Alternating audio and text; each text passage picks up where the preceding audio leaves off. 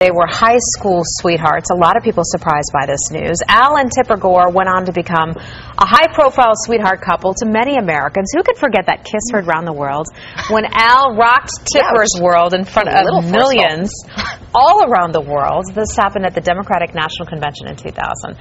After 4 children, 4 decades of marriage, the couple calling it quits. The Gores released the following email statement saying, quote, "This is very much a mutual and mutually supportive decision that we have made together. Following a process of long and careful consideration, we ask for respect for our privacy and that of our family." Well, many are asking this morning just what happened. And joining us now, perhaps to give us some answers, is Jonathan Alpert. He's a therapist and marriage counselor. Good morning, Jonathan. I mean, by all accounts, there was no inconvenient truth here, perhaps breaking them up. There was nothing scandalous. At least that is what they are telling the public, and that's what, some of their friends have said to the media. And, they seem to be a loving couple all these years. So should we be asking this question? What could have split them up? Well, we should be, but it's really none of our business. It's actually refreshing that there's nothing scandalous at this point. We're so used to Hollywood couples and high-profile couples having scandal and infidelity breaking them up, but it's actually refreshing not to hear that. Well, we don't know that at this point. Don't know that. The couple is saying that there was no infidelity. You say sometimes couples just grow apart. How do you grow apart after 40 years of marriage? They've been through so much together, raising 4 children, campaigns.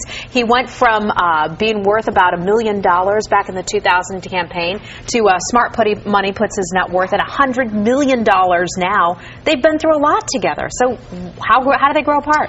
A lot of times all that keeps a couple together, and at the same time it can distract from some of the real issues. The public life, running for office, the money.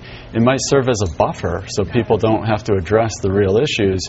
I see a lot of couples who 20 years ago had problems, and then they have a child, and 20 years later they're in therapy.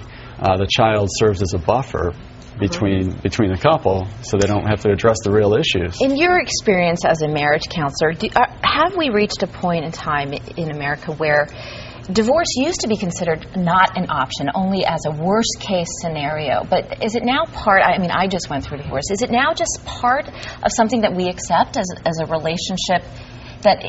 So many marriages end in divorce, and it seems so much more acceptable than it used to be. And now we're seeing older people get divorced as well. Well, the public is becoming more accepting of divorce. This isn't 1950.